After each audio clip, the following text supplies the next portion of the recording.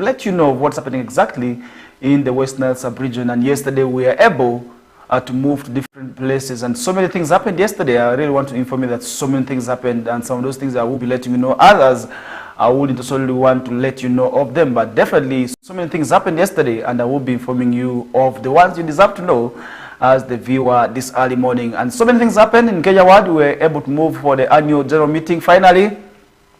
This is after 2 attempts failed, that is in Kenya Ward, to have the annual general meeting, confirming also that is in relation to parish development model distribution. In that area, you have a lot of issues that have been happening, and I really want to say the RCC assistant, that is for Ivory Division, Ngom Poli, will be joining us shortly from now.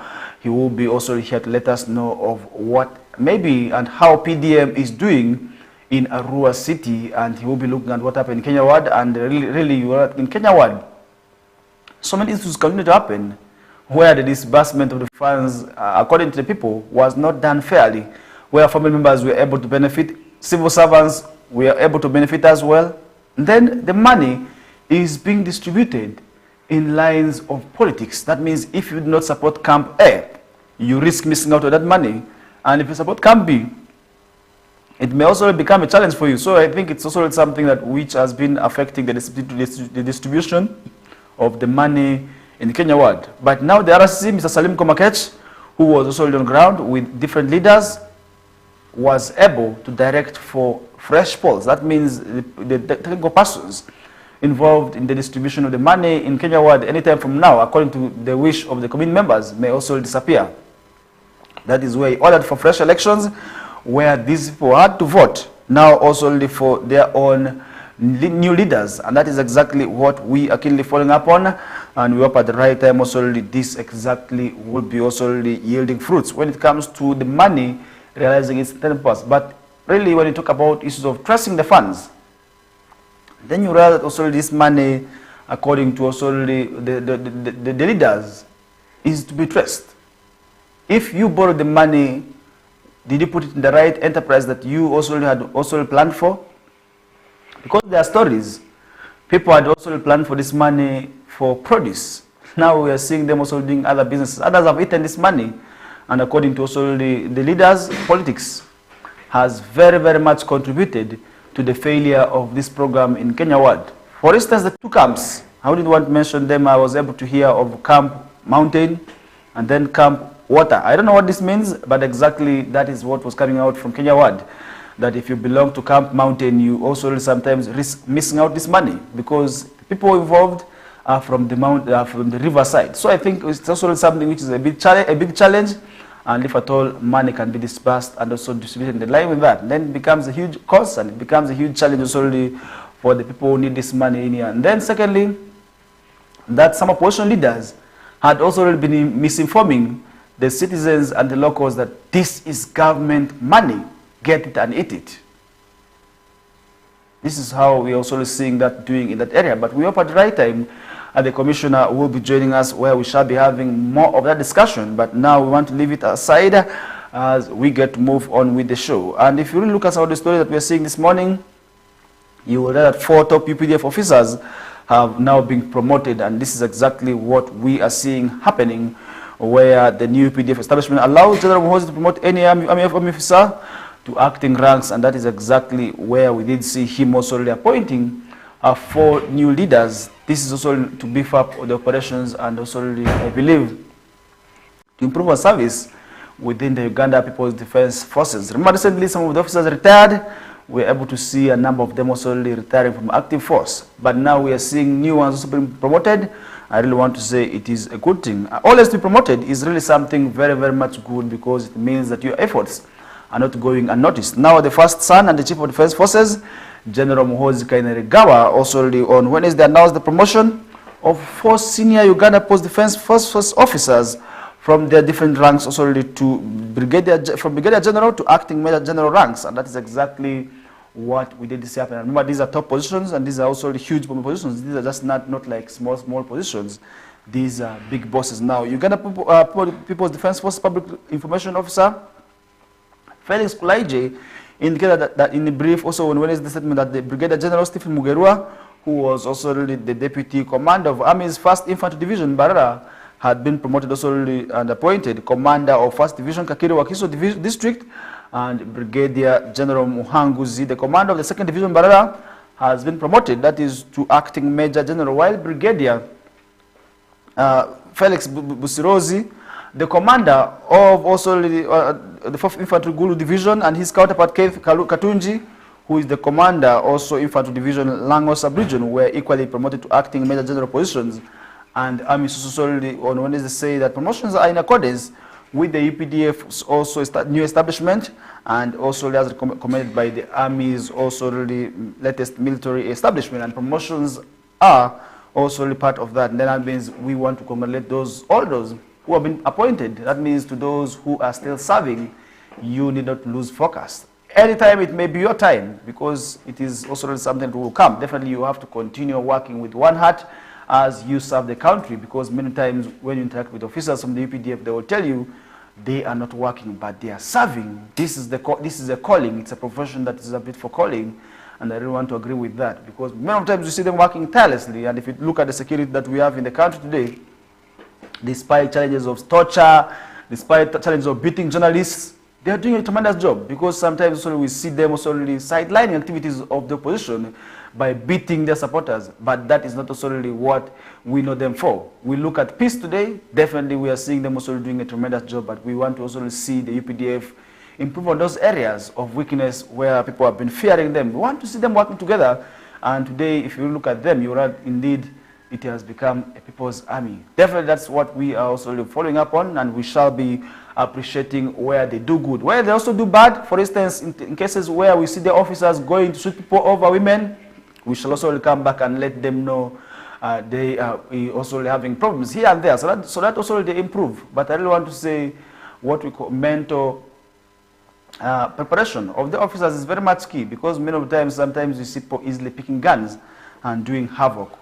Killing sometimes is very easy. I don't know why for some of the officers, but I really want to say training of officers in that line, to me, would be good. And that is where we expected the UPDF also to do very, very much in relation to that. And now the new establishment allows General Muhozi to promote army officers to acting positions and ranks pending approval by the Commander-in-Chief.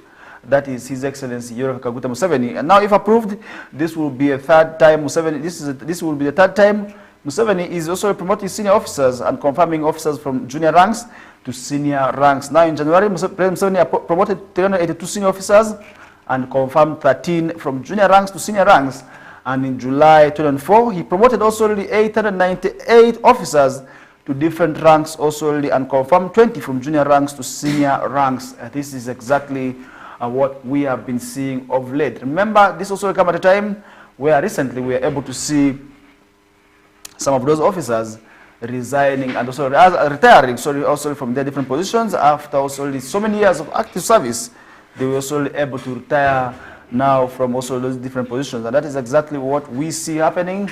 And we definitely want to also once again really appreciate and congratulate all those who have also been promoted in these new promotions by the Chief of Defense Forces. And that is exactly what we have been able to see, and we hope at the right time we shall be able to also really look at all that. Then definitely that's exactly what we are going to be seeing. And still in relation to what's happening within the army, Supreme Court says soldiers cannot appeal in civil courts. That is something which we are seeing this early morning, and this on the Nile Post, where in a unanimous also decision delivered on Wednesday, we will further arm the military courts. At the time, they are already taking in so much foul airs about the constitutionally to try, that is also the civilians. Remember, many times today we have been having issues where some of the leaders or some of the civilians are being tried in military courts. A case in point is Dr. Kiza Besje, retired colonel, together with his counterpart, that is Abaji Obed Utali, who were picked from Nairobi and then later on ferried to Uganda, where they are facing charges of illegal possession of firearms and ammunition, and also really wanting to destabilize the country, and something also which many people have been not happy about, saying that these are civilians. Even if they committed a crime, first of all, in another jurisdiction, their trial should have been in that country, but we are seeing them being tried in the General Court Martial of Uganda, sitting in Machindi, as something which I feel is also really not right when it comes to the law in there, because many lawyers have been able to contest this. but we still see it going on. So it means there's really a lot more that we need to also really follow up on, and there's really a lot we must also interest ourselves in wanting to know, because if at all we do not know this, then definitely we are going to be able to see this. But many times we have been able to see a team of over 40 lawyers contesting and also really rejecting the trial of civilians in military courts, something which has not been able to go on well, but we hope at the right time we shall be keenly following up on that. As we move on, remember so many issues going to happen, and at the right time I will be letting you know of all those that continue to happen in the country, and definitely that will also be a quite good gesture for us. As we move on, and this is also where at the end of the day we shall be seeing this happening. Now, in a Wednesday ruling, the topmost court in the land ruled that civilian courts lack the authority to hear what we call appeals from soldiers tried and convicted by military courts, including the court-martial. That means civilians have no power to hear the trial of soldiers also convicted by military courts. It means you are not allowed to solely hear from them. Now, the ruling delivered by a 5-judge bench led by Professor Lilian Timbetwema arose from the case of Lieutenant Ambrose Ogwang, a Uganda Post Defense Force officer convicted of murder and sentenced to 29 years in prison. Remember, this was in an open court, and Lieutenant Ogwang sought to overturn his conviction and sentence, but Supreme also Court held that his appeal fell outside the jurisdiction of civil courts. Now, the other justices on the panel were Mike Chibita, Catherine Bamgerere, and Christopher Izama Madrama, and Stephen Musota, who were part of also the panel of judges in there when this case was being delivered. Now, after a prolonged battle, Ogwang also was tried by the UPDF 3rd Division Court-Martial, where he was convicted of murder and sentenced to death. Now, the sentence was later commuted to life imprisonment by the General Court-Martial, and subsequent appeals to the Court-Martial and Court of Appeal upheld the conviction and sentence. Now, Ogwang also wanted to appeal to Court of Appeal, where he was also overturned, and this conviction was therefore also really hard. And that is something which we did see happening. As we keenly following up on, we keep on keenly following up on these areas, we shall be coming back, definitely to keep you informed of any developments in relation to also what's happening here. Remember, our mandate as Western Television is to enlighten the region, and we are not going to be doing that alone. You are part of the stakeholders, you are part of the campaign, and you are part of the mission to make sure that this ultimate goal is realized. And that is how we shall be at the end of the day achieving whatever we would also wish to achieve in there as we get to move on. And the court also declared that existing regulations allowing civil also courts to hear appeals on military sentences such as life imprisonment or death were inconsistent with the law, affirming that such cases remain beyond civil court jurisdiction, and the ruling is expected to have significant implications for Uganda's military justice system, reinforcing the independence of military courts and delaying also their separation from the civilian judicial systems. That is also what we are seeing also really from that line in there, and that is exactly what we keep on following up on. And we hope at the right time we shall be letting you know of also what's happening in there. Now, Makerere staff threatened fresh strike over appointment irregularities, and this is something which we are seeing on the morning papers. Really, the issues of Makerere University have not stopped.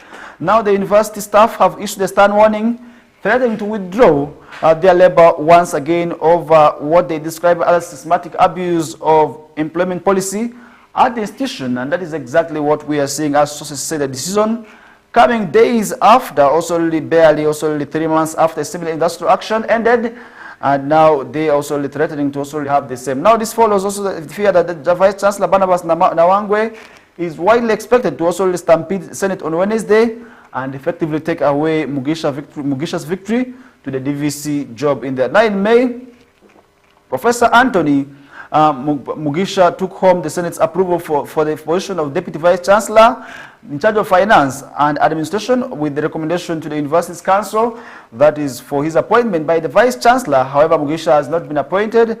Instead, Professor General Naitwe was given an extension to a 3rd year, which is against the University's human resource policy that stipulates 2 months of 6 months renewable only once.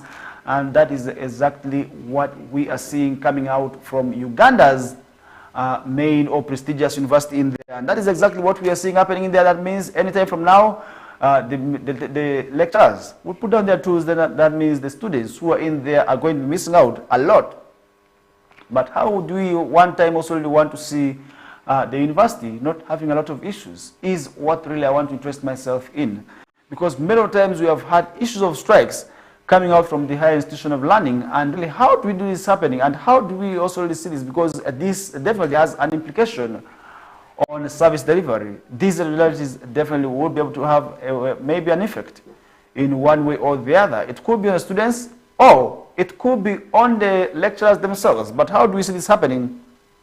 Now the staff have vowed, if the attempts are made also to force the Senate to the recommendation of Professor Mugisha's appointment, and this is exactly what we are seeing happening for them. If Professor Mugisha is not given that position, if it's also really extended for the sitting person, and then definitely they will be laying their tools. Now the stand-up comes just days after the joint that staff accessions wrote to the President Museveni asking for his intervention in ongoing controversies surrounding appointments at the university, and that is exactly what we are seeing happening, and that is also where we are going to be ending the discussions, as we look forward to be joined by Ongom Poli, the Assistant Resident City Commissioner in charge of Ivo Division, the biggest division of Rural City, who will be telling us the progress of parish development model within the city, and we shall be having a discussion. Remember, so many issues have been raised, and at least I've been able to follow two of the words. In Central Division, you will get to realize that a lot of irregularities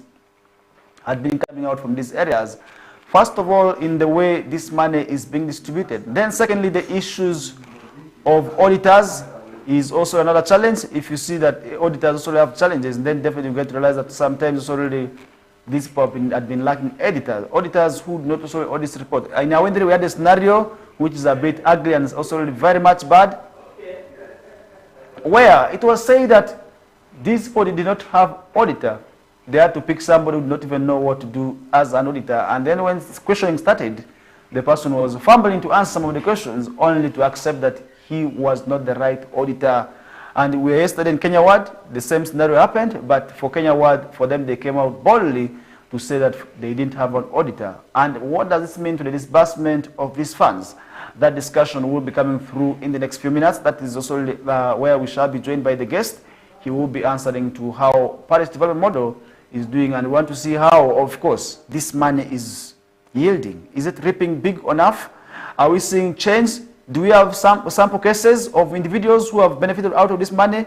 That discussion will be coming through later on, where he will be telling us of the progress and how much Arua City, of course, has received, and how many people have already eaten this money. And really, if you talk about all that, how about strategies of retrieving this money? Because we have heard stories of people who have eaten this money, thinking that it is government money, thinking that it is campaign money.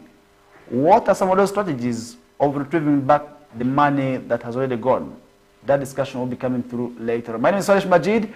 We take a short commercial break. When we get back, Mr. Ngompoli will be joining us as we continue the discussions up to 9 o'clock. Stay tuned. We get back shortly.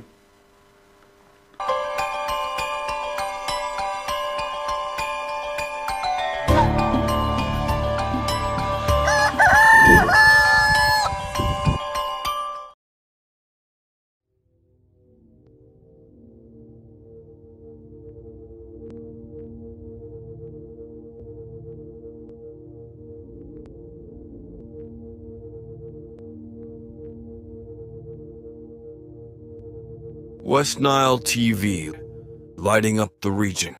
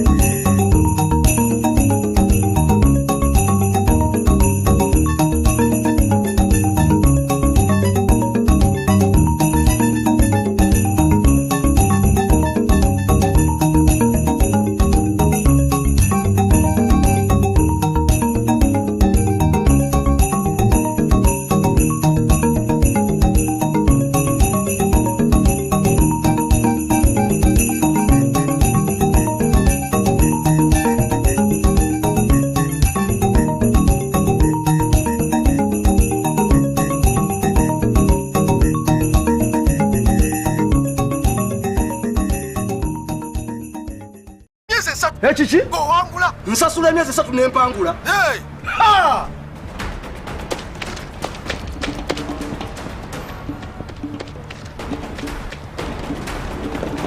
Abaye, kubadde ki?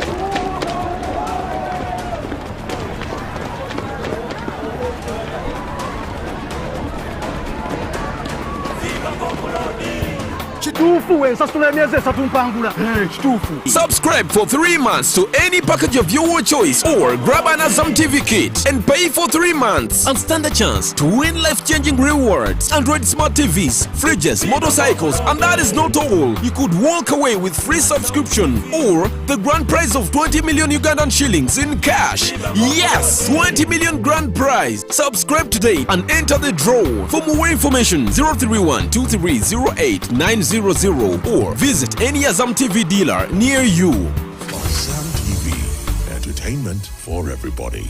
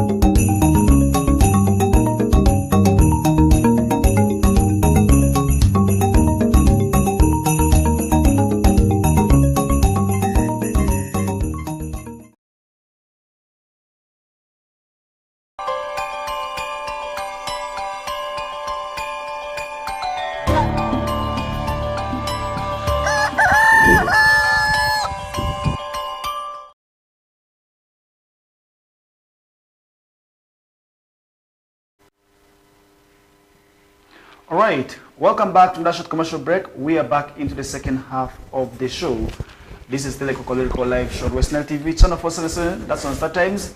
And we are as well on Zuku and Azam. If you have all those decoders, then you will be in position to watch us. But we are also not only out of that, we are also online. That means if you are on social media, you will be in position to watch us.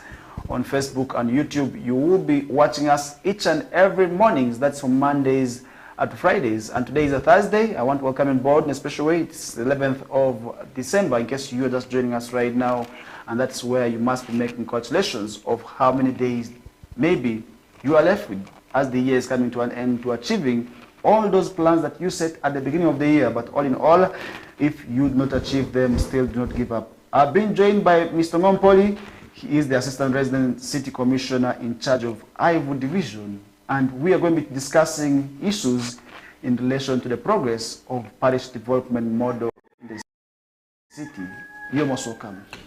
Thank you so much, the host and our listener out. Okay. Now, Mr. Ngom, let's look at how parish development model is doing in Arua City.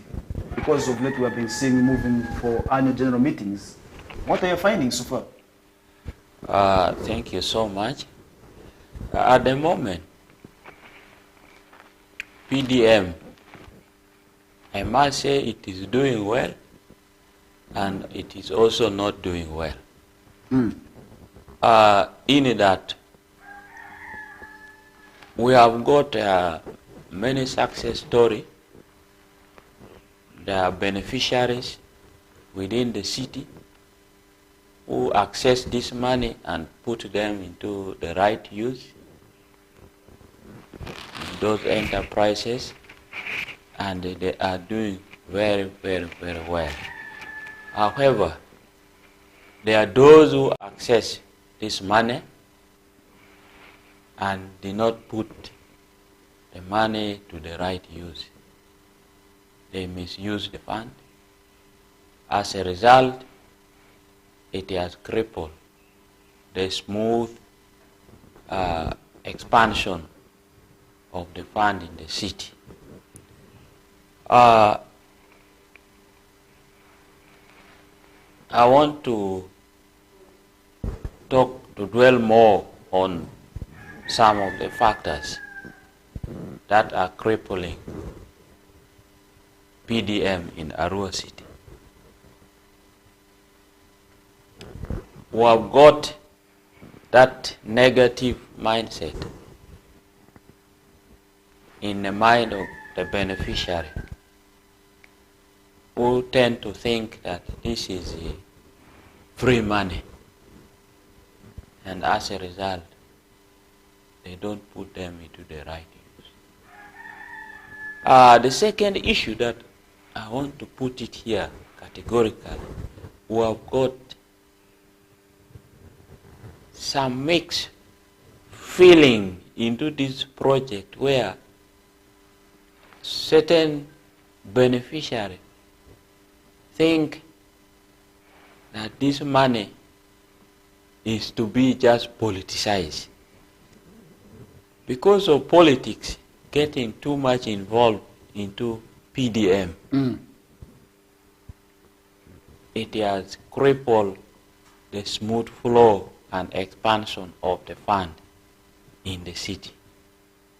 That is the second issue here.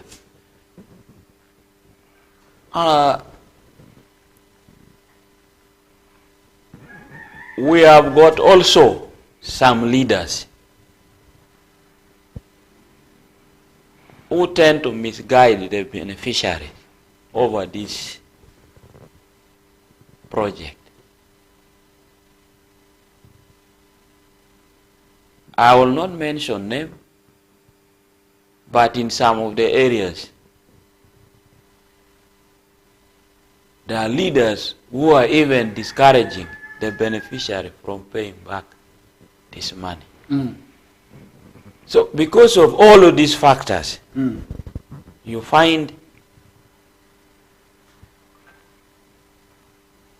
this program is being crippled.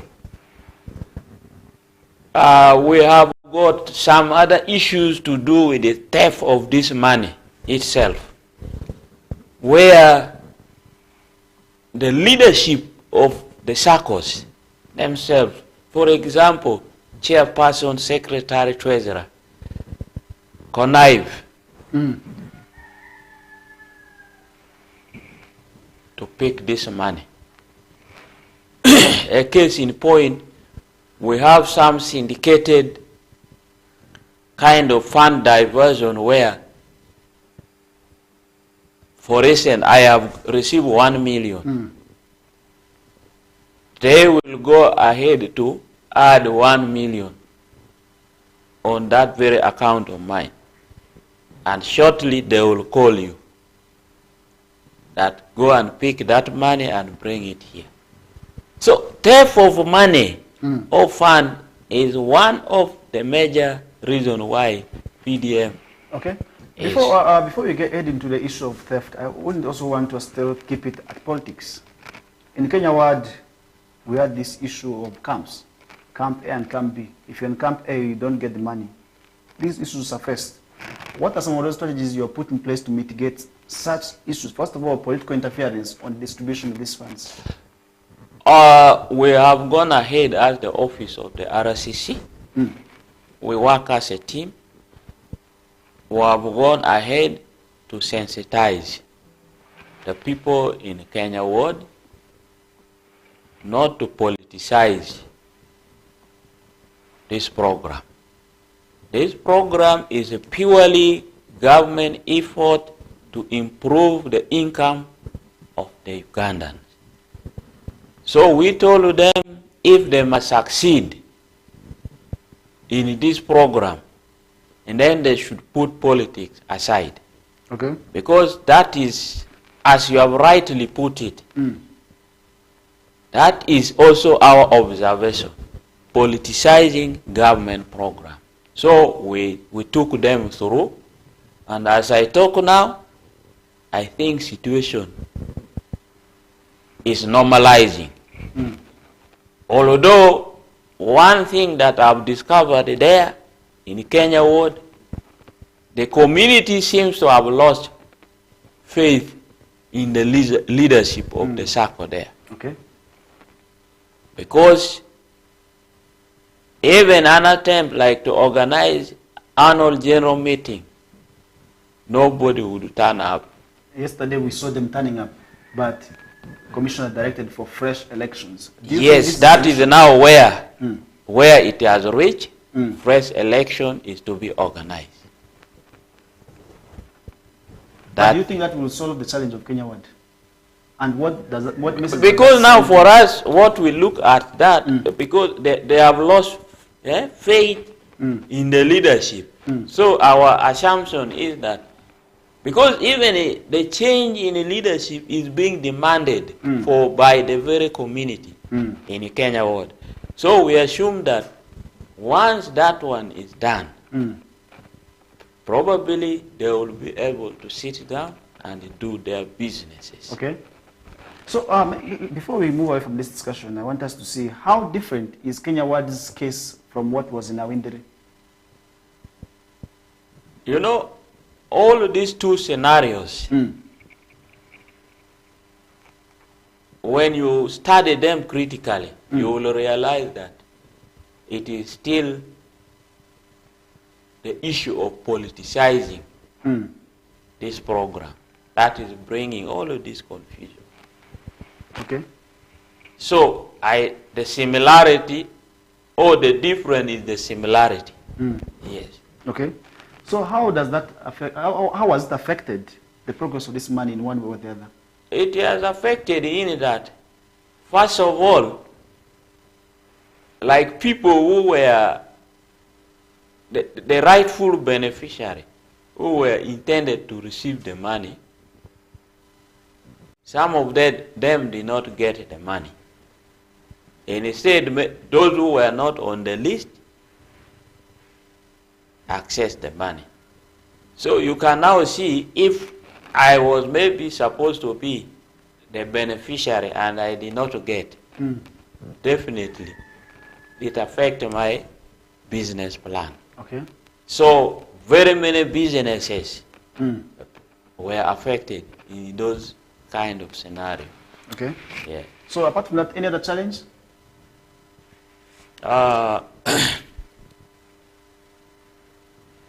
We have got also issue of beneficiary not being properly also trained at the time of receiving this money. And this blame partly goes to the technical people who were supposed to have done their work in orienting these people. So you find some of them access this money and they didn't know how to really use this money effectively, although they had their personal business plan, etc. So lack of training, some are also affected or is still affecting the expansion of this fund in Arua City. But who was supposed to train this apart from the technical people? As leaders, did you try to do? They are the one, not any other. The technical people are the one. That's according to the law. Yes. Okay. Hey, not any other stakeholder, because they have been equipped with the knowledge to do so. Okay. Yes. These leaders complained that they did not receive any money. Which For leader? doing their work. Because when we were there, they were complaining we had challenges of money. No, there was some no money small for us. delay in between, but later on the money is coming now. Okay. Yes, as I talk. And we saw them becoming the first beneficiaries. How? Because they were on the list. In Kenya Ward, the board chairperson was on the list, was among the beneficiaries. So those are the kind of irregularity that we are streamlining. Okay. Yeah. So after that, maybe what happens next? As in terms of? This mess that is already there. Because we want to use Kenya Ward and maybe what is happening next is that case studies. What is next is that whoever is found like especially mismanaging For example, this fund, the law is already taking its course. As you are aware, in some areas, there is already legal trial going on in the court to have the perpetrators prosecuted. And then, on the side of maybe community losing trust in their leadership, election and continuous sensitization, I believe, is going to work out. Okay. But lastly, some of the challenges that are affecting this program, extortion. Extortion. This is brought by some of the lower technical staff and the membership of the enterprises. Okay. This, as you are also aware, the law is taking its course. We have identified some few elements involved in this, and we are continuing to identify them and try them before court of law. As you are aware, recently, His Excellency put it very clear. When you are found on the wrong side of the law, in as far as PDM is concerned, I think there will be no bail or bond for you. So we are continuing with our mindset change program, dialoguing with the community. We organize barazas, which goes on every week in different wards, and I can see tremendous change taking place within the city. Okay. What about at the side of the beneficiaries, those who have gotten the money? Can we trace the success of this fund, maybe funds? Yes, that is what I started with. Okay. Meaning, what about those who have not utilized money, most especially those who were misled to eat this money and now they have eaten it all? What is next for them? Of course, that is why I said we are moving closer with our investigation. Okay. We start from the commercial officer, who is the custodian of all the databases of those who access the money. We run through the list, and then we are contacting this list one by one, enterprise by enterprise. Okay. You have picked this money that you are going into piggery. Where is the piggery project? Okay. That is where we have reached. Okay. Now, Commissioner, that leaves me with one question. At the time people were asking for this money, people had projects. Yes. That I want to do this. This and that. Others said, I want to poultry, I'm intending to do piggery, I'm intending to do maybe other activities. But we saw diversions. And is that really a crime? Oh, maybe. That is why I told you. That came as a result of lack of training at the initial stage. Now, the shift in enterprise itself will not be a very big problem. Okay. If, for instance, you applied, you say you want to go into piggery, maybe because of one reason to the other, you realize you cannot continue with that, and you went into poultry. And the poultry is there. Okay. The poultry is there going on. We may not look at that as a crime, because the money is still being put into the good use, and it is expanding. Okay. We will have problem with you if you access this fund in the name of enterprise A, you shifted to B, and even that B enterprise is not there. That's where it becomes a challenge. That is where now you will have issues. To answer now? Yes. Okay. Yeah. But other than that, that means if it is doing well. If it is doing well, I don't see any big problem. Okay. There. Because the government is interested in making you good. Yes, the government is interested to improve your income, and whether you have shifted from A to B, as long as the B is moving on. Okay. Now that's where I really want sometimes ask myself how the Paris development model is going to be different from the other failed government programs, because we had the Intandikwa failed, the Myoga is almost not seen, the Intandikwa, Bonagagawale, youth livelihood. How different is this PDM going to be as a driver of the citizens into the money economy? You see, why PDM is going to be different? Is it going to work out? It is going to work out in that the level of involvement of different stakeholders from up, it is a bit so deep. Okay. As you can see, the head of state himself is deeply involved in PDM and all those other big stakeholders. As you can see, at the district level, all the stakeholders are deeply involved in monitoring this program. So there is no way it is going to fail. You can even see for yourself with other programs which had been there. They are still there. By the way, for your information, Myoga is there. But has it delivered? And it is performing also.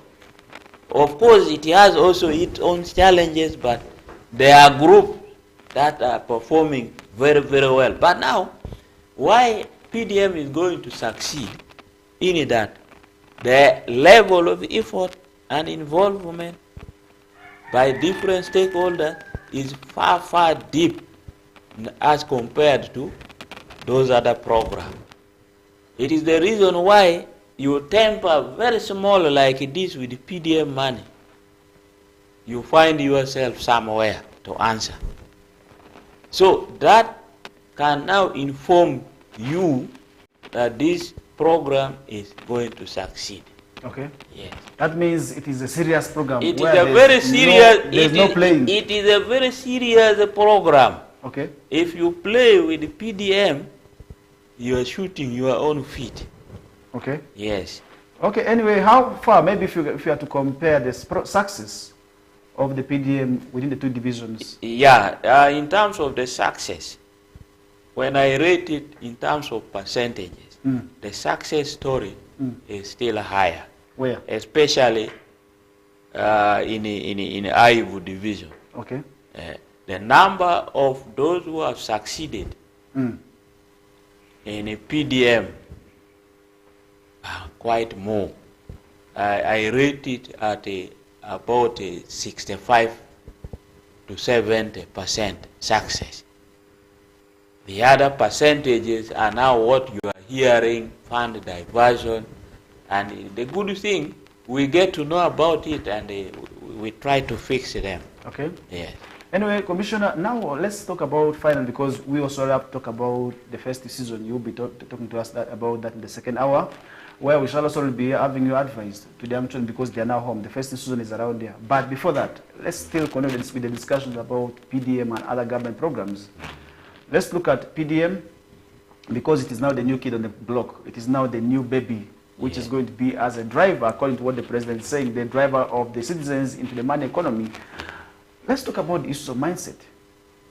Many times people have been washed, because at one time we saw people not also getting interested in this money. Now they started running for this money after seeing, yes, this money can come out. Yeah, thank you. You know, the mindset itself, it is something which is very key, even if it's not to be about government program. Mindset is the driver for human success. Once you tune your mind positively towards what you want to achieve, you will achieve. Why this government is emphasizing deeply in as far as mindset change is concerned, is that previously our minds were fixed, especially the youth in as far as getting employment is concerned. Our minds were fixed that once I'm out of the school, I must be in an office, a white-collar job. Not knowing that the other sectors, like agriculture, actually pay much better than the so-called white-collar job. Why am I saying that? White-collar job, you earn through salary, monthly salary, which is in most cases fixed. But when you decide to change your mind that let me go for commercial agriculture, you might realize in one season you even earning more than 100 million. Now 100 million, how many years will it take a salary earner to raise that? And yet for you, you can raise it in one season. Okay. So, mindset change is one of the core agenda of this government to allow the citizen to start generating their own income, to start employing themselves and enrich themselves, increase their household income, and become independent. That's why it is key. There is one thing that I want the listeners out to know about the uniqueness of this government. Where else in the world have we seen a government that can even give free money to our elderly people, like the Sage? Where? Apart from maybe in the UK or US, where there's some payment they give for those who are unable to earn, like the sick. There's some percentage of income that they get. But in Uganda, you find the elderly people are getting some free money. Then take for instance, in which country here where church program like PDM and yoga what are being put in place for the citizen, you will only get it in Uganda here.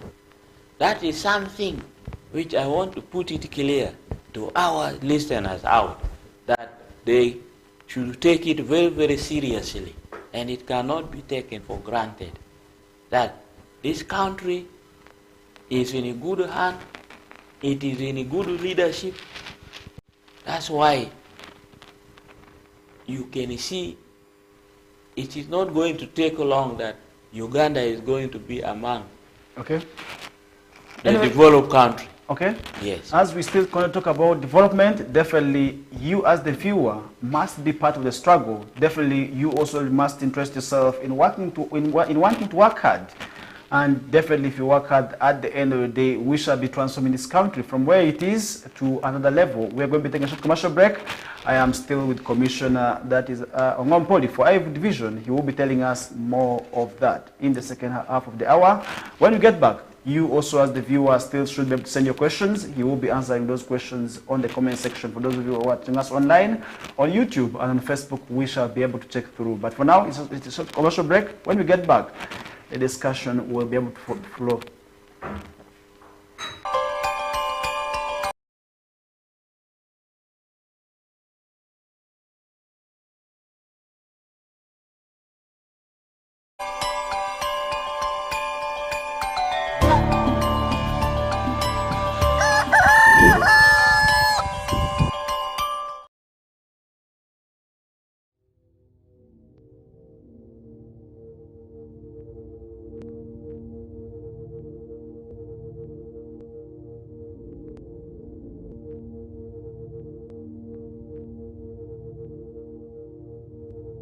West Nile TV, lighting up the region.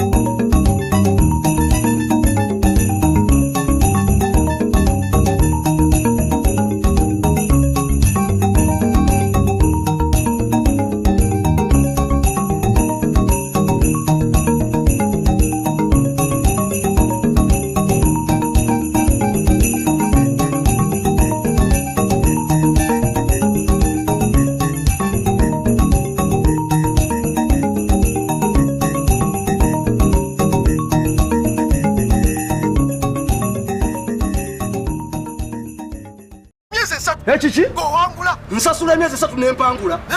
Ha!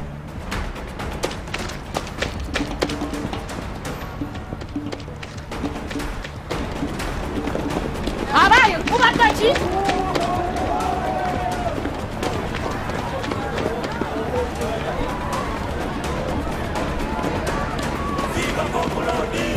Kituufu we nsasula emyezi 3 mpangula. Kituufu. Subscribe for 3 months to any package of your choice or grab an Azam TV kit and pay for 3 months and stand a chance to win life-changing rewards. Android smart TVs, fridges, motorcycles, and that is not all. You could walk away with free subscription or the grand prize of 20 million Ugandan shillings in cash. Yes, 20 million grand prize. Subscribe today and enter the draw. For more information, 031 2308 900 or visit any Azam TV dealer near you. Azam TV, entertainment for everybody.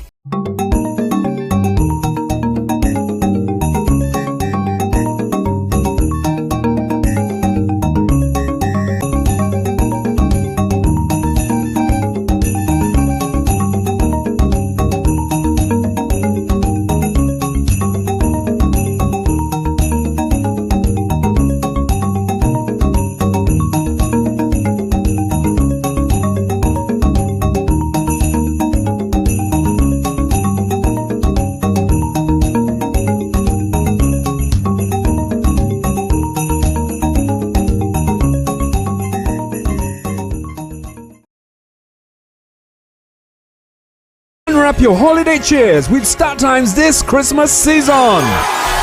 Starting the 15th of November, simply pay your monthly subscription for the next bouquet and automatically enjoy content on the next higher bouquet, plus a chance to win exciting prizes. Your gift box contains variety of local entertainment and fresh shows, exciting cartoon and fun kids entertainment, mega superstars, local and international, a memorable trip to Spain to watch a La Liga match. And that's not all. Lots of prizes to be won, including ZTE Nubia smartphones with free 15 GB Airtel data. StarTimes gift that keeps on giving. Merry Christmas. This message is powered by ZTE Nubia. Better for all.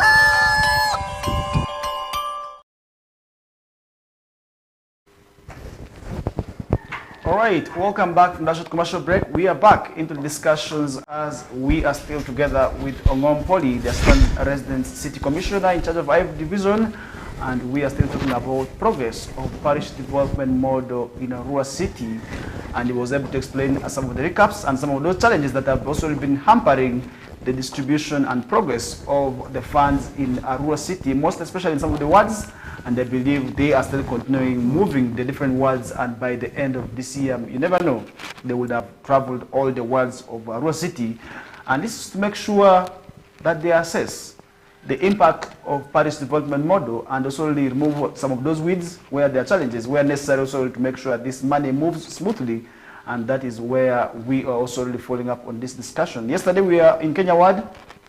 That is for the annual general meeting, which failed for 2 times. One was a natural cause, and the other reason in the last also really was entirely the leaders who never showed up. And yesterday we were able to see them also really turning up, with many of them also really claiming that did not eat this money, but people were able to also point them, and the community was not happy about them. That means this also really is happening due to another reason in there. And now, Mr. Ngomo, as we get to continue with the discussion about PDM, in the few minutes, so we will be talking to us about security because the festive season is now here. But first, let's summarize the discussion in relation to PDM. Thank you. Thank you so much, our host. As I did mention earlier, PDM must succeed, and we should embrace it at all levels. It is a good program which has come to alleviate poverty in our life. So it's something we need to take very seriously. Leave alone PDM, I also want to emphasize on other programs as well, because they are all government programs. like Myoga. I want to thank those who have put into good use the Myoga. There are quite a number of success stories there. In Ivu West, Ivu East, we have got very many success stories. We have some in the Central. So continue with that. I would like to also thank those who put into good use Youth Livelihood Fund. It is still there, by the way. We have got some success story in different parts of the city. Please continue with that. And then let's avoid misusing these programs. Because, as you all know,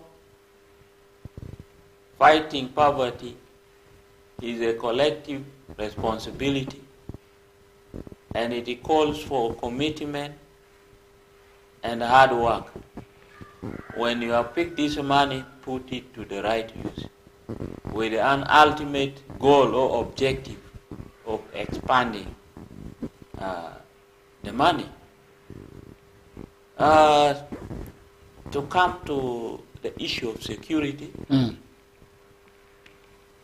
this is a very volatile season, which I want to bring to the attention of the citizens, that you are number one security to your own life. Police and other security organs will be number second. Be vigilant at all times. Try to avoid these late hours operation. Coming back late. In the night, you are moving from one place to the other aimlessly. There, the thugs will not spare you. Okay. Those who are traveling, try to be vigilant with your items that you are moving with. The next person you are sitting with will be the one going to pick your valuable. On the side of security itself, we are well prepared, and I want to assure the population your life and property is secured. We will try within our means to ensure that you are protected.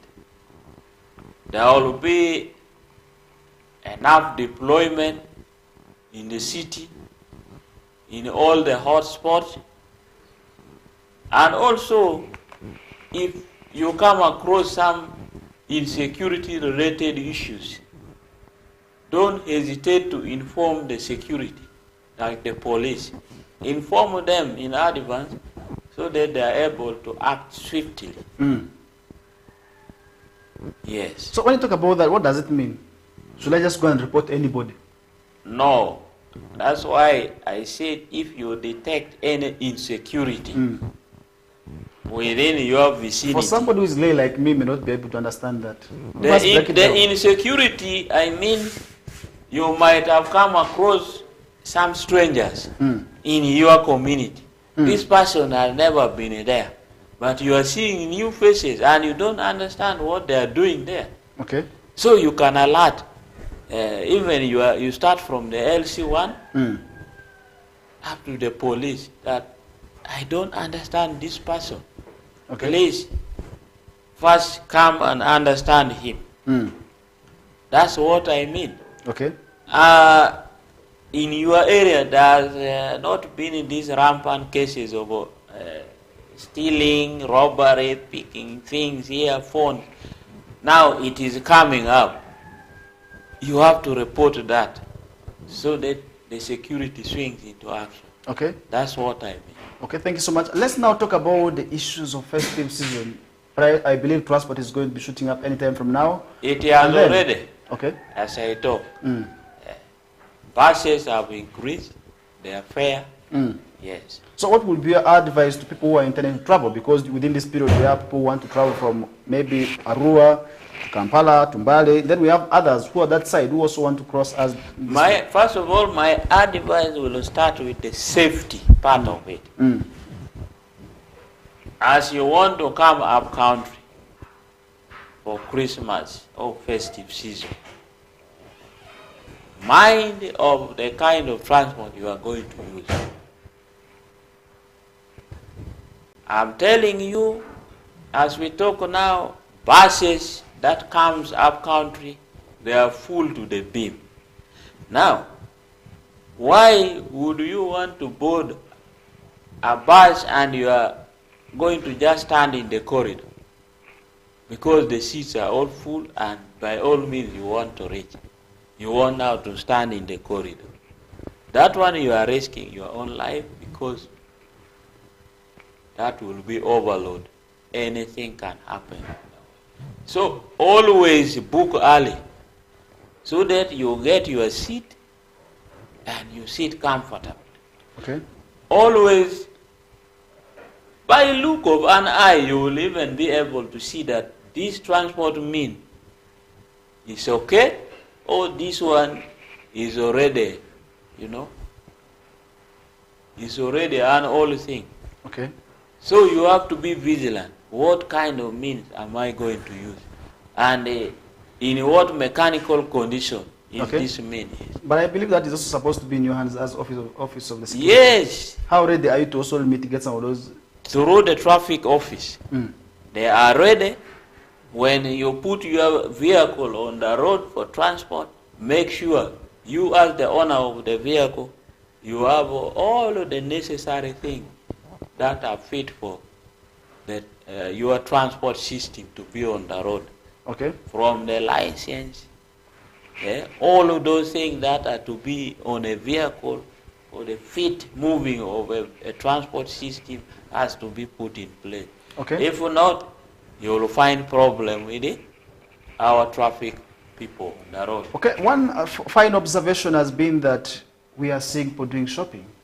I was able to move in Hoka Market where the numbers of overwhelming families are doing shopping, but I'm scared. The conmen are always in place. That's why I brought the element of being conscious, you yourself, as you move in now, the night or day. To somebody who had never been to Arua City and is coming for the very first time. Expect high rate of pickpocketing at this time on the street, even during daytime.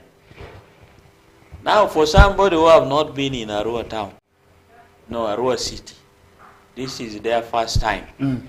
Make sure you move with somebody who knows the street of Arua. Because I don't think whether it is your first time, you have just come on your own. You might have come because of a lead from somebody whom you know. So move with somebody who knows the street of this town, so that you don't enter into the ambush of these pickpocketers. Okay. Now let's talk about the fireworks, the Christmas period. How prepared are you for that? In terms of ensuring the safety of the citizens. Within the security circle, first of all, this goes to the hotel owners. You have to register with the security office if you intend to use fireworks. You have to get registered so that you are approved. They will do the assessment at your facilities whether you are fit and ready to use the fireworks. That's what I can. Okay, maybe your final words, as we also really have to let you go for other duties now. Yeah. Thank you so much. I believe it has been a very good deliberation. I want to thank the management of West Nile TV for hosting me here. I want to thank our listeners out there for patiently following our submission here. And my last advice goes to the school-going age pupil and students who are at home right now. Please listen to your parent. And parent, please don't leave your children just at large. Security-wise, out there is not safe. Your child may get abducted mysteriously and you will wonder. So ensure that you know the whereabouts of your child, and they should be at home. Or if they are doing some short courses from home, they should go to the facility and back home. So watch over your children, and you children stay home and be disciplined. This thing of going to the disco, sneaking to the disco, is not going to help you. It will ruin your future in terms of infection and in terms of pregnancy. You will drop out of school. So be obedient to your parent. And then to the PDM beneficiaries, put into the good use the money that you have access so that you change your life. You change your household income. To those groups, PDM, that are waiting for the next disbursement, patiently wait, the money will come, you also swing into action. To those who are misusing the fund, make sure you stop it, because the law is coming for you. All right. Thank you so much for God and my country. All right, thank you so much, Assistant Commissioner in charge of IF Division, Ongompoli. We thank you so much also for talking to the viewers, to talking to the people of Uganda about the progress of parish development model. I believe what is happening in Arua City could be the same happening in Terego. It could be the same happening in Zombo. It could be happening elsewhere in Mitiana. All in all, it is really affecting everybody. I believe the challenges of PDM are always the same, and I really want to thank you so much. And I believe also the issues of security also cut across. It means what you gave as a piece of advice to anybody, maybe watching us this morning from Western Sub-Region, could also really help somebody in Acholi, could help somebody in Karamoja, could be helping somebody in Buganda Sub-Region. All in all, let's make sure we take advantage and we heed to the call of security leaders. And we really want to thank you so much for your time, and we hope to have you again in future. Also, maybe, I don't know if you forgot something. Yeah, I forgot something. This to our viewers. You see, this government, as I did mention earlier, has done a lot. You are even seeing for yourself. Let nobody confuse your mind out there. All this thing is being done under NRM government, under the leadership of His Excellency Yoweri Museveni. So, the season is coming. It's not very far from now. I call upon all Ugandans to massively support NRM and vote massively for His Excellency Yoweri Museveni. Okay. I think that is exactly what he forgot, and really it is also something where we are going now to be stopping with the discussions for today. We take a short commercial break. My name is Farish Majid, and when we get back, the discussions will be able to follow. Stay tuned.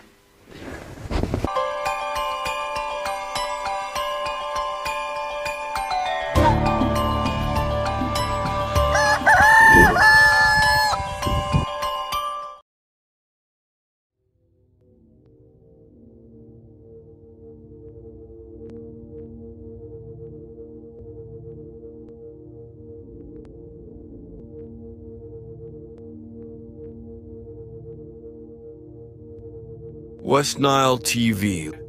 lighting up the region.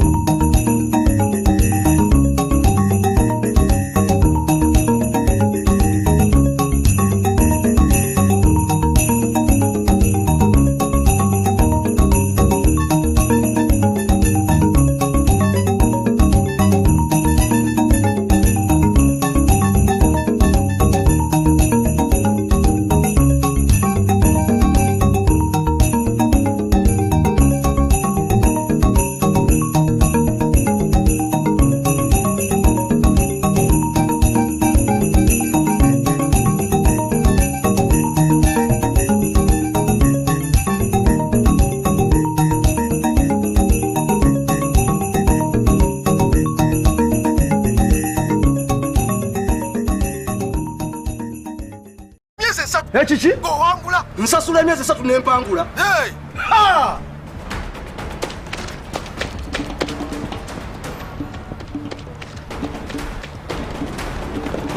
Abayo, ubatachi?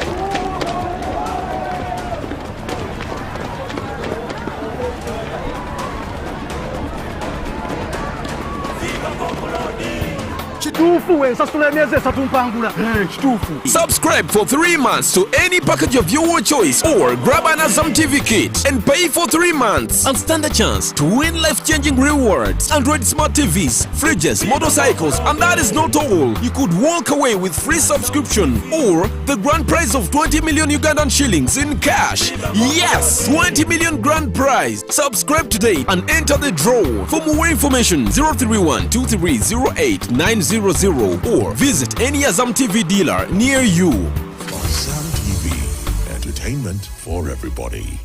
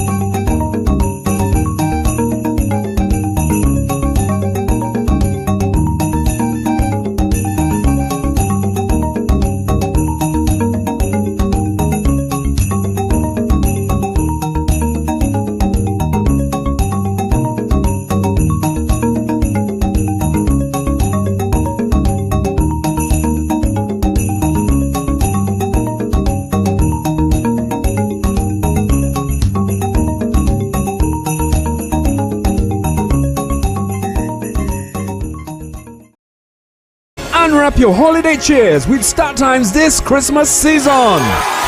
Starting the 15th of November, simply pay your monthly subscription for the next bouquet and automatically enjoy content on the next higher bouquet, plus a chance to win exciting prizes. Your gift box contains variety of local entertainment and fresh shows, exciting cartoon and fun kids entertainment, mega superstars, local and international, a memorable trip to Spain to watch a La Liga match, And that's not all. Lots of prizes to be won, including ZTE Nubia smartphones with free 15 GB Airtel data. StarTimes gift that keeps on giving. Merry Christmas. This message is powered by ZTE Nubia. Better for all.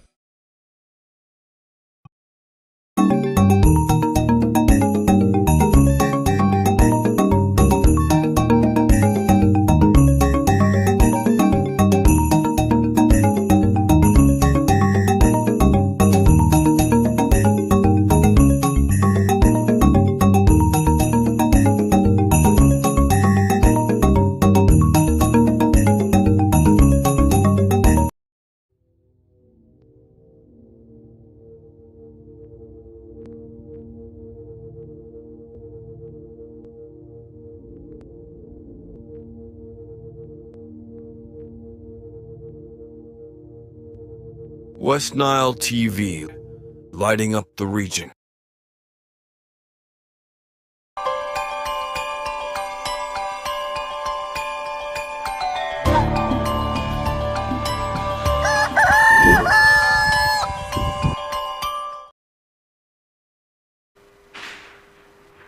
All right, welcome back from that discussion in relation to Parish Development Model and security ahead of festive season. But now, to summarize the day, we shall be looking at also what's happening across the country. And remember, on the morning papers this morning, we did see Leader Opposition Parliament, that is Honorable Joel Sanyunyi, applauding that is Inspire Africa also for doing a tremendous job. But really, in Arua City, we didn't see that doing very much good.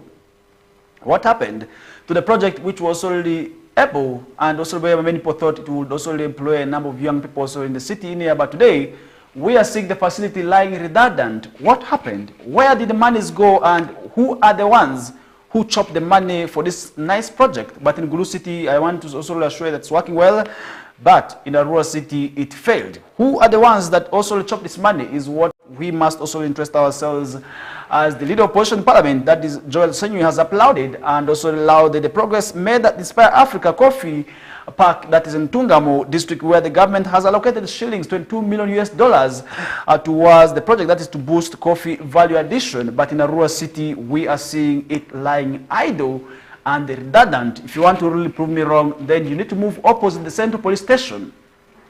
Those green shops. That is actually where Inspire Africa used to be. And I remember when the project was launched, at one time I used to solely go in there and buy chips, buy small items. But now, it is working normal. What happened? Who could have swindled? And who could have also really made this program, maybe this project, stagnate like where it is? And what can we do to make sure that we revive this beautiful project where people elsewhere are yielding, elsewhere are benefiting, in Tungamo jubilating, in Gulu City people enjoying, but in Arua City, really, we need prayers. And whoever had that money deserves to be brought to book. We really want to know who exactly failed this project in Arua City, because if you look at government that injected a lot of money in there, and this project would actually employ a number of people, and it could actually maybe act as a laser center, because we would also want to have recreation facilities in there and spend some time of our evenings in this facility through taking coffee, eating chips. That would actually be a nice place. But today we have seen it stagnating. We have seen it also really staying idle. And while touring the facility, Sanyunyi expressed optimism about the advanced technological equipment used at the factory. Now, despite also prior criticism surrounding the project, he conveyed his support that is also for its success. And if you look at the coffee shop, that was meant to be in a rural city. This is really something which many people have been able to ask on where things could have gone wrong. And I really believe still, it's not too late. We can still devise means and make sure that this project attains its intended purpose. That is, first of all, of creating employment opportunities. I remember some young people were selected from this side and taken for training. And this is where we expect them now to be employed.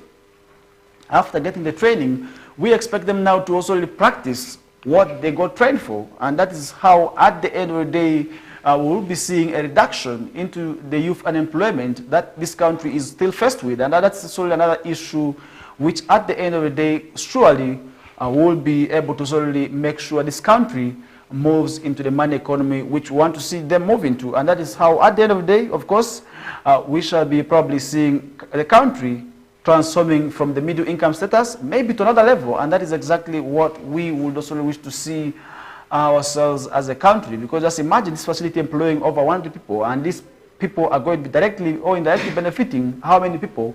That would be a good gesture for us as a country, and as a city we will be priding that. But unfortunately, the project in Arua City failed mysteriously. I don't know what happened, but definitely we expect the stakeholders to also really answer to what exactly could have happened with this project of Inspire Africa. Now, Senyu highlighted the need for a well-defined framework outlining how private entities and companies receive government support, and that would also be very, very much good in there.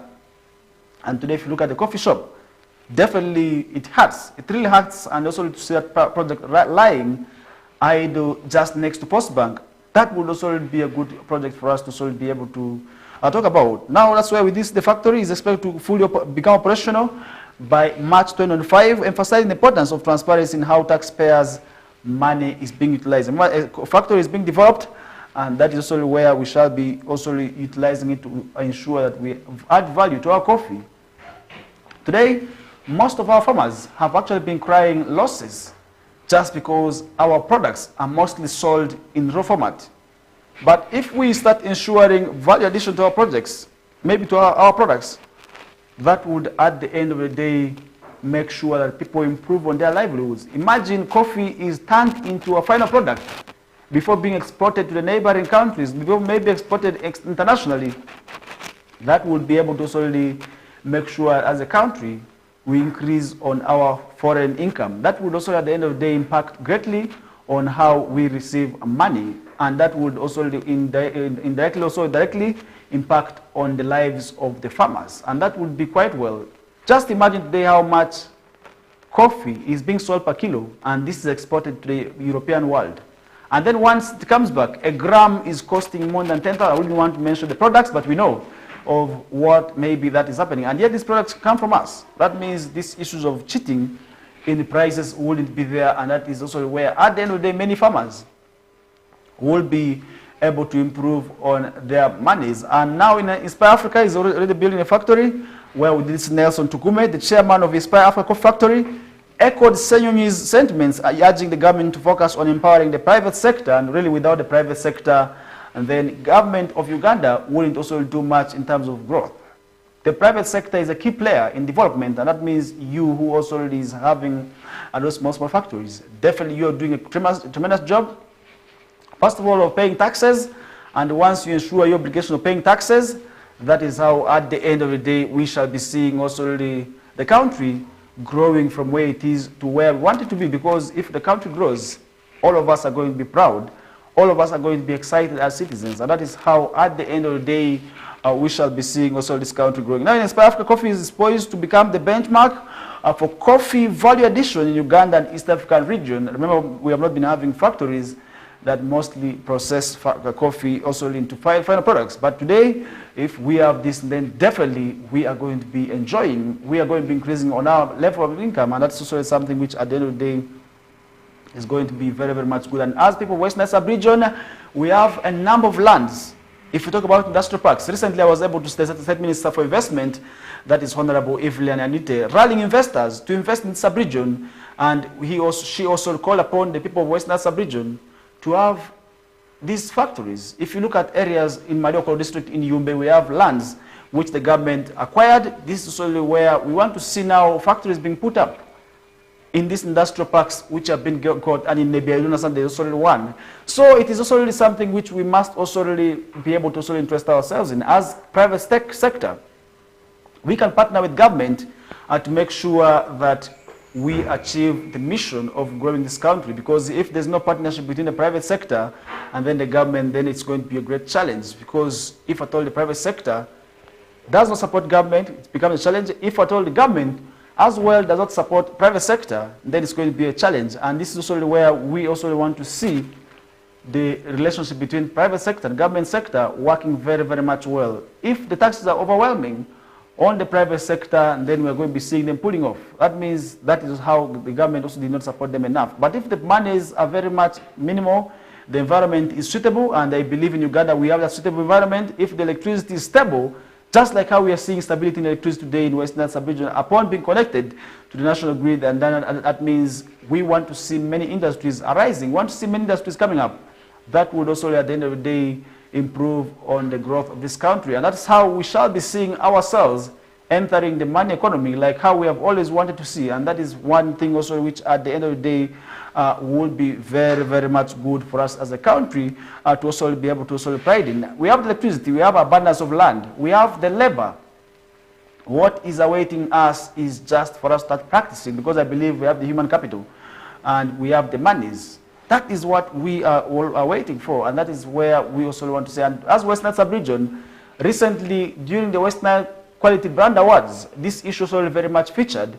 The chief guest was able to rally people of Western Sub-region to invest in this region, and I was able to see Hajat Medina Naham Ojale, the Director of Finance and Administration at National Islam Movement Party, rallying upon people also to invest in sub-region. And if you look at Western Sub-region, we are bestowed with enormous opportunities. And when we talk about these opportunities, first of all, now we have electricity, which has been our main demand. Today we have it.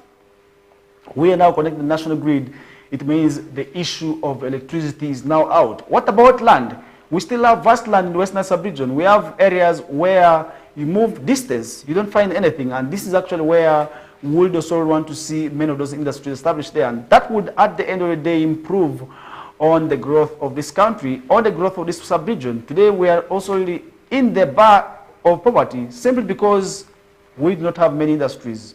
We do not have many factories. And if we have this now in Western Sub-region, given the fact that we are actually a region that is blessed, if you look at Western Sub-region, they are bordering 3 international markets. We have the DRC, we have South Sudan, and then the Central African Republic, which is actually a few meters from also this country and this sub-region in there. That means, if at all, as Western Sub-region, we start having these factories established by our own people here, and then that would also, at the end of the day, improve on how maybe we get money. Because if you have factories, the opportunities are quite many. People are going to be employed. Products are going to be sold at cheaper prices. And that is how, at the end of the day, raw materials are also going to be bought from different places. And that is how we would also really wish to see the country grow together with the region. And that's how, one thing also which I want to rally upon people of Western Sub-region also on. And that is how they will be also really improving on the region. And that is one thing also which I want to leave the discussion with. And as we get to move on, I will be also really touching on some of those areas which I feel you as the viewer should be able to know of. And that is one issue also which you should also be able to interest yourself in. As we are counting down a few days, that is the Christmas season. Your security is always very much key. It must start with you, and you must also ensure that you are vigilant at all times, also that to make sure that nothing also bad happens to you. And I really want to pray that nothing bad also happens to you this period in here. And that is one thing also at the end of the day that we will be able to also really make sure that we change and improve on ourselves as a country. And that is one thing also which we did see happening. And we shall be letting you know of also that discussions in there. And as we get move on, we are seeing also Uganda, this Mpox case in Nakasonga district with World Health Organization support, and that is one good thing. And today Mpox is still a great concern. If you look at some of those districts within Western Sub-region, some areas have already confirmed cases. And one of those districts is Adjumani, where we confirmed one positive case of Mpox, which is also a disease which also causes patches on the skin. And that is where also as stakeholders, let's ensure that we are safe from Mpox. It's quite simple. Avoid contacts with persons suspected to be having Mpox. Avoid handshakes. Avoid maybe close body contact. And this is where I also want to say, for those spouses, for those people who are married, or those who are intending to have intimacy, remember you are not safe from Mpox, because the protection alone in terms of condom use is not enough to protect yourself from Mpox. This is according to what the medical experts are saying. It is a disease of contact. That means if you come in any contact also in relation to somebody who has Mpox, definitely the condom will not be enough to protect you. So that means you must make sure that you are, first of all, your first person. Take care of yourself before you wait for doctors to come and tell you that you must protect yourself from Mpox, because Mpox still remains a great concern. Remember, if not once treated early, it may also lead to death. That is where if you start feeling maybe signs and symptoms of Mpox, for instance, like fever, For instance, maybe developing patches on the skins, you must make sure you rush to the nearest health facility to make sure that you get the disease also treated in there, because it's a treatable disease, and which at the end of the day will be also really very, very much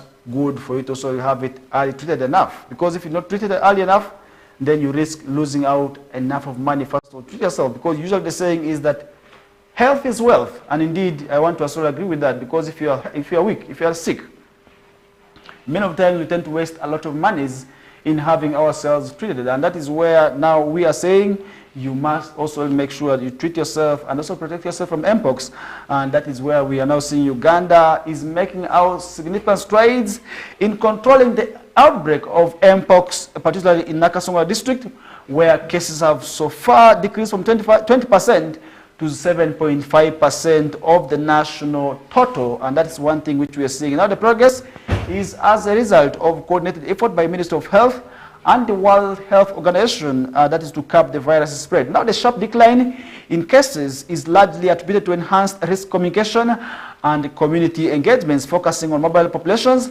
such as the truck drivers and informal traders, and this is actually another area which we feel you as the viewer must also really interest yourself, because if you talk about risk communication, today risk communication is also really something which is a huge burden to us. We must make sure we talk about this, because if you not talk about the dangers of Mpox, then somebody out there may be hit or affected by this disease simply because he or she did not have the information. So that means we must always make sure we sensitize the community about some of these diseases, because somebody may be hearing Mpox for the first time. Locally here, among the people of Western Sub-region, we have been knowing Mpox as Ngulua, most especially among the local people. We have been identifying Mpox with Ngulua, but there's a difference between Ngulua and this kind of Mpox. So that means we must be able to sort of sensitize up, or we must let them know continuously the differences between Mpox. First of all, fever, it comes with it. Then the rashes also really, as well as factors also really associated with the Mpox. So that means if we sensitize them about early visit to health facilities, that would be quite good, because as a country, today we are having challenges where people don't want to move to the real health facilities. They prefer going to the traditional healers. They prefer going to the witch doctors. Once somebody starts getting a disease, in most cases they feel they are being bewitched. That calls for mindset change. It means as a person within those areas, within the community members, if you have the chance of talking to them, talk to them about Mpox. Let's talk about Mpox at all times. So that's only those who are also really likely to get a disease do not get this disease. And remember, in Ajuman we confirmed the case, and there was a suspect case also in Maracha, and all that is solely in relation to Mpox. That means Mpox is still a great disease, given the fact that it is actually emerging from the DRC, which is just our neighboring country. We're not very far from them. That means let's make sure that the entry at the border points are very safe for us. Let's make sure also that we are also really serious with our disease also. Now that is also what we want to also ensure that we also get as a result of also ensuring that we are safe from Mpox. Because yes, indeed, Mpox still remains a great concern for us as the people of this country, and that is where at the end of the day, if at all we want to ensure our safety, then it must start with you as the viewer. And that is where at the end of the day we shall be seeing also that happening possibly in there. And that is where we also want to see that discussion put aside. And yesterday we were able to see also President Museveni commissioning one of those magnificent sports infrastructure facility that is in Kapchora sub-region. And I really want to say that was really very, very much good for us to also have that facility in Kapchora, which is also going to be helping so many athletes in developing their career, in developing also the talents, because Uganda today has been known as a nation and a country associated with athletics. Today we have very many gold medalists, one of whom is actually from Arua, that is the legendary Dorcas. And that means we need more Dorcases to also come up, and that means establishing a same facility also in the region would also do quite good, because Barify, I believe, also has plans of developing it. And recently when we did see members of parliament coming to Greenlight, the State Minister for Sports, Togwang, was able to rally the legislators of Western Sub-region to identify a facility where government will be able to sort of develop a stadium which would also really help in developing talent. And that is one thing also which I want to call upon each and everyone in this country also to be interested in, because we need these facilities and really we want to see that happening. And the Kibwa is also in the plans to be developed also really to host AFCON by 2007, and really we didn't see that happening, and I believe this is really exciting you just the same way. I must say I'm excited because if we have a Kibwa Stadium, instead of moving maybe up to Hoima, I will decide to move to Kibwa. That is where I will be in position to also watch a Uganda Cranes game maybe in AFCON, and that would be very, very much good. Now the struggles particularly of Kenya ahead of Chan have raised also in-house concerns that maybe one of the countries might also not be able to come ready also for 2007, and some generally also fear that the elections in Kenya at the time also could take precedence over Pamoja 2007, and that's one thing also which we are seeing. And remember, the three countries of Kenya, Uganda, and Tanzania under their Pamoja bid of 2007 are actually seeking to host, that is the 2007 AFCON games. But how ready are we for all that? And through also such initiatives of developing these stadiums, now that's quite good. And today is also where we're counting that few days to 2015. That means 2007 is not very far from now, and the works of Kibwa Stadium, which for long has stagnated because many of the times we had been having issues where this facility was said to be developed. But now we are hopeful that this time around, yes, indeed, we need to see a structure being put up there as efforts also to pursue other stadiums to be established in this country will be able to follow by our legislators in, and that's one thing also which I want to call upon each and everyone also out there to also get interested in, because yesterday we were able to see that, and this is also where we did also this information that this will also take a few maybe months probably in order to also have this facility also be completed, and that's one thing also which I want to also give you in relation to world of sports. And I know that must be exciting to the sports lovers, because if we have stadiums, then talent development is always very, very much key. And that is one issue which at the end of the day will be quite good. And as the viewer, you must also interest yourself in that. And that would also at the end of the day make sure that you achieve whatever you also want to achieve, most especially for sports. Because today's sports is not just for leisure, but it's business. And it's also an employment opportunity for many people who are both directly or indirectly also employed in the sector. Today we have coaches. They are earning money from there. We have players who are being paid. We have agents. All those are involved in the sports sector. That means if we develop our sports sector, then we will also reach at levels where the European world is. And that is where at the end of the day, we shall be seeing also really many players playing at professional level. And that would also be very, very much good for us as a country and as stakeholders also to be able to pride in. And that's one thing also which we are also going to be looking at as we get to move on with the show. And last night we had a number of games on card, and this is also where we did see this happening both nationally and also internationally, and that's where I will be letting you know of more of that discussion. And that's one thing also which I want to remind you as the viewer of. And as we get to move on, so many issues going to happen. And briefly, if I can be able to give you some of the results of some of the games that we did see happening last night, just quite interestingly, Arsenal was able to win their game, but I would also want to also let you know of some of those results before we get to give you that as more details of what's happening in the world of sports. Will be coming through on the whistle time with Owen Zaga and Linda Suzy, and this is one thing also which I want to also remind you of. And if you look at the 4 big league, definitely it is getting interesting. Our Northern Uganda sides, I want to say our Northern Uganda sides because we have quite a number of teams are doing quite well also, and that is one thing also. At the end of the day, we want to see them also maybe next season qualify and reach the top tier of Uganda football in there. That would be quite good. Teams like Mythical Calvary by the Black Angels on the Program Football Club, Blacks Power, I want to say they are doing tremendously well, and that is one thing also which we must also be able to be happy of as we continue playing and also as we continue supporting them, because they definitely need our support as stakeholders. And that would be very, very much good for us as the viewers and also as people of this country, because at the end of the day, that is one thing which we want to see also really improved on. And that's one thing also which at the end of the day will be quite well. And we as people of this country, definitely we must support these teams. And support these teams is quite simple.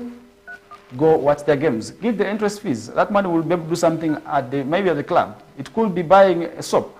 A bar of soap for maybe washing the players' jerseys. It could also be able to just pay one person's maybe one player's salary. So I think it's quite important for us to be able to support all these teams, right from the different leagues, up from the zonal, up to the top league. It's always quite good for us to support these teams, and that is how we shall be developing our sports sector in this country, and that is the way to go if at all we want to see our country developing through sports in there. And really, if you look at last night, we had a number of games, and somebody also really may be interested in wanting to know of some of the results of some of the games that we played last night. Atletico Madrid was able to beat Slovan Bratislava by 3-1. We had also Lille also beating Sturm Graz by 3-2. AC Milan was able to pick a 2-1 win over FK Skavena, and Arsenal, quite interestingly, was able to beat Monaco by 3-0. And indeed, the Gunners are proving that this time round they will be able to do something. And Benfica,